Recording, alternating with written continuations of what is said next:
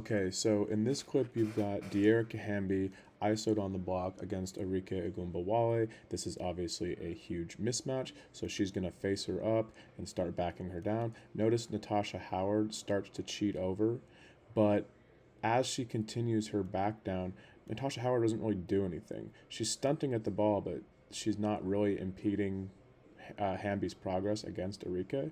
So this should probably either be a hard double to get the ball out of her hands and force the defense into rotation, or she should stick to Azare Stevens, pretty good three-point shooter, and this should be Tiara McCowan's help because she's just standing on the block down here, not really doing much of anything. She's leaving Kia Nurse open in the corner and really not in a position to contest when Hamby turns the corner. It's an easy layup. Tiara McCowan's late getting over, and it's just an easy two.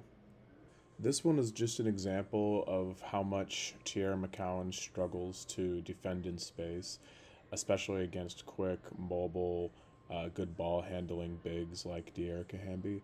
So right here, Tiara McCowan already is not in a good position. She's not really in a defensive stance, and then she's kind of looking for some kind of action over on the weak side of the floor. So Hamby notices that and just puts the ball on the floor and just attacks downhill. And she's doing her best, McCowan is, to get into the lane here and try to make things difficult for her. But Hamby's just too quick and too skilled for her, so she just finishes right through, right at the rim for a layup. So this is going to be a screen and roll between Rakia Jackson and De'Erica Hamby. You can see right here after the ball screen that Natasha Howard and Odyssey Sims are going to switch this.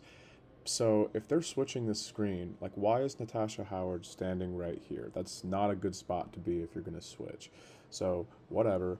Eventually they execute the switch. But Odyssey Sims isn't switching.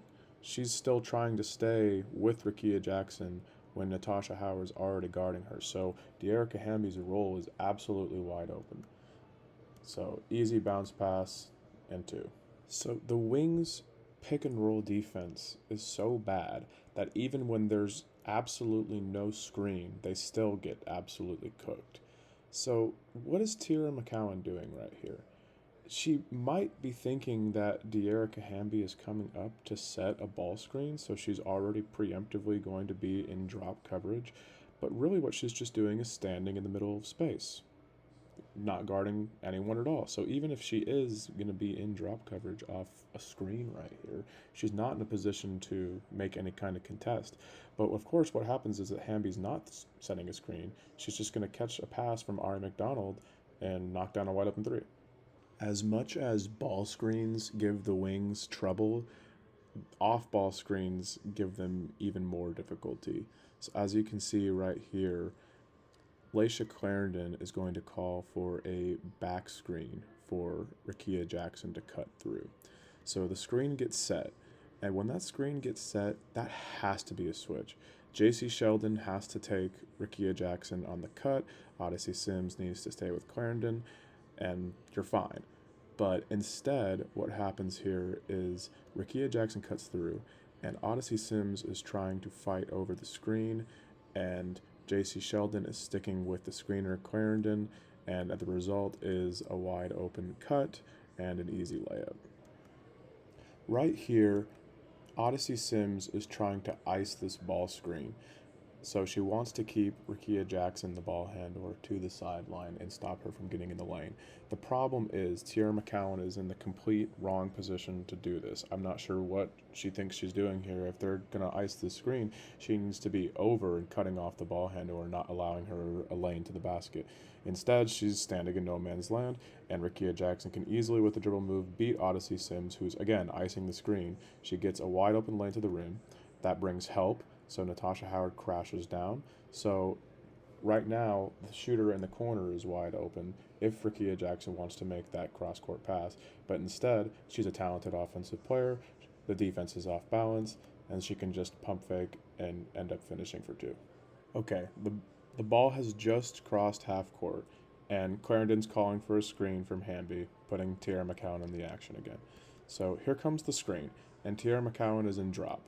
But JC Sheldon actually does a really good job fighting through this screen. And you can see Clarendon actually is getting away with a little bit of a jersey pull here. That should probably be an offensive foul. But still, so Tierra McCowan, you're playing drop coverage. When you're playing drop coverage, that means you need to drop. So I know that Dearica Hamby is here at the 3 point line and she's a threat, but with the amount of space that you have between her right now, you're not going to be able to close out to her anyway. You see that Clarendon's turning the corner. You need to drop in the paint and be helped. Because if you're not, then it's going to be too late for Odyssey Sims to get over there. And even if she does step up, then it's going to be a wide open three in the corner. So instead, nothing happens. JC Sheldon gets beat, and it's a wide open layup. So this one's pretty simple. It's just going to be a simple screen here, and Arika Ngumbawala just does not do a good job of fighting over this screen because she has tons of space. Like right here, she needs to be sticking with Burrell. Tierra McCowan's playing drop, which is a problem in of itself. But if you're playing drop, like you can't be this slow to contest the ball handler because she just has all the time in the world to pull up for a super, super comfortable midi.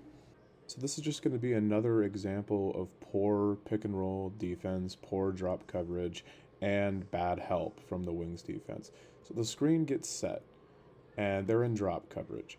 And Kalani Brown is playing very poor drop coverage because she's in drop, but she's just kind of standing aimlessly in a spot where she can't do anything. So, like Burrell has a wide open path to the basket. Kalani Brown's guarding air, and so Odyssey Sims steps up to help right here. Odyssey Sims actually does a pretty good job, and she gets the dribble picked up. So if you're Natasha Howard, as soon as you see that dribble get picked up, you have to fly out to the corner to Azurá Stevens, who is a good 3 point shooter who's been killing you all game. There is absolutely no need to be in the charge circle right now. You should already be halfway to the corner. Of course, she hangs around too late. Pass goes to the corner, open three. There you go. Coming out of halftime, first play of the third quarter, here comes the ball screen. Here comes Tierra McCowan getting put in the action again. So the screen gets set, and it's a pick and pop. So Dearica Hamby catches the ball, and Tierra McCowan is on an island in space. We've already established that she's not good at guarding in space. She can't guard Dearica Hamby. So Natasha Howard, what are you doing right now? You're standing in the charge circle. There's no one around you. You're not guarding anybody. So you could be. Where's Natasha Howard? Why isn't that help already there? It's way too late. It's an easy layup. So here comes another ball screen. Here comes Tierra McCowan getting put in the pick and roll yet again. So you know they're going to guard this with drop coverage. So here it comes. Here comes the drop coverage. But then what is Tierra McCowan doing here? Why is she abandoning her drop coverage and taking a step towards Dearica Hamby at the 3 point line? When you're playing drop coverage and Dearica Hamby's popping to the 3 point line, there's nothing you can do against her. You have to stay in your drop and contest the ball handler who's driving to the rim. JC Sheldon's a step behind her. She's not going to be able to stay with her. If the ball gets swung out to Hamby, then the defense can rotate. But if you're going to play drop coverage, then you can't not play drop coverage. So taking that step towards Hamby just gives Ari McDonald a free path to the basket. Easy layup. Okay, so you were already in a little bit of trouble on this possession because both Natasha Howard and Tierra McCowan are in the charge circle guarding Dearica Hamby, and Azurá Stevens is wide open with nobody guarding her. But JC Sheldon did a good job. She got her hand on the ball, she got a deflection, and Dearica Hamby is about to recover the ball. So she recovers the ball. Why does the entire Dallas Wings team go to Dearica Hamby? There's 9 seconds on the shot clock. It's not like there's 1 second left and this is just like a sellout to stop her from getting a shot off. 4 Dallas Wings are in the paint and JC Sheldon's almost in the paint. This is just reaction. This is a bad reaction to her recovering the loose ball. It's a miscommunication, and of course it's an easy wide open three for Azurá Stevens. Arike Agumbawale shoots an air ball here. So the shot goes up, it's an air ball. Okay, you got to get back. So as soon as they corral the ball right here, if you're Arike, you see, okay, they've got the ball. Rickea Jackson has a step on me. I got to get back. She's late. So Rickea Jackson takes off, sprints down the floor. It's an easy layup. It's little things like that. You just have to be able to get back when you miss shots and when the other team recovers the rebound. So right here, you can see Arike Agumbawale is supposed to be guarding Steph Talbot right here. And she's just not paying attention at all. She's staring at the ball. So Talbot's going to cut and get in front of her, and then she's going to have a really, really good post seal. And Arike just has to work harder to stop her from getting this deep. I mean, she's all the way in the charge circle. So this is an easy seal right here. And Natasha Howard recognizes this and she says, uh-oh, Arike is in trouble if that pass gets made. She's too far deep. It's going to be a foul. It's going to be an and one. It's going to be a layup. It's going to be something. So I got to cheat down here. As soon as she does that, Hamby recognizes it and she swings it to Azare Stevens, and it's just another wide open three for her. It's like her fifth three of the game.